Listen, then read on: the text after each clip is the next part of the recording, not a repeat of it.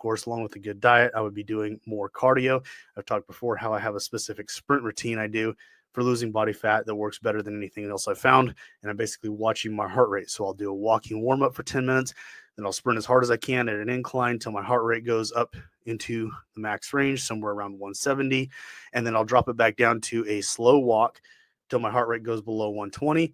As soon as it goes below 120, I'll sprint again. I'll try to go faster. I'll try to go longer, but I'm watching my heart rate. As soon as I get to the point where it's like hard to breathe, I'll drop it back down to a slow walk, bring my heart rate down.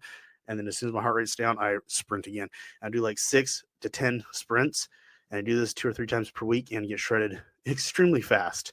And combining a cutting cycle like what I just outlined would be very beneficial for maintaining the muscle that you already have in your physique while losing all of that body fat in conjunction with diet.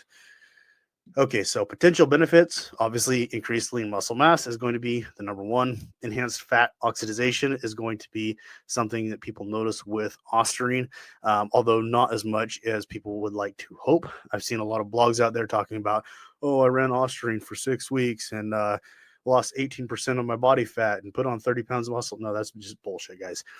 None of these compounds, I mean, with the exception of something like Superdrol or Anadrol, right? Like your diet and exercise routine are going to have more profound of an effect on your physique than the product itself. So if you're wanting to improve body composition, your diet has to be dialed in. Okay, so improved bone density and joint health is going to be a primary benefit, in my opinion, for Ostarine. Your joint strength throughout a cycle of, or just in general, improving joint strength is very, very important, especially for people who are into bodybuilding or powerlifting. If you're doing something like CrossFit, something like Ostarine, I think in my own personal opinion, it's not medical advice, would be very, very beneficial for those high intensity weighted routines where your joints are being put under a lot of pressure. Could definitely preventing injury or even strengthening enough to hit new PRs down the road without injuring yourself. So these bone density and joint health benefits usually start showing up 3 to 4 weeks into a cycle, and the full effects aren't seen until around week 8 or 12, which is why a lot of guys are running this for a longer period of time. Like I said, my buddy's been on it for years at this point. So some common side effects and risks associated with Ostarine would be the testosterone suppression, which is very mild to moderate. Like I mentioned before, that's dose dependent. It's not a common side effect if you're running a reasonable dosage. Some people have had joint pain or stiffness. Any paper proof of what's causing this other than the anecdotal reports of people increasing their strength significantly in a short period of time, and that thereby causing the joint pain and stiffness because their muscles are getting stronger faster than their joints and their tendons. But generally, that's not something that is associated with Ostarine because it is helping the joint health.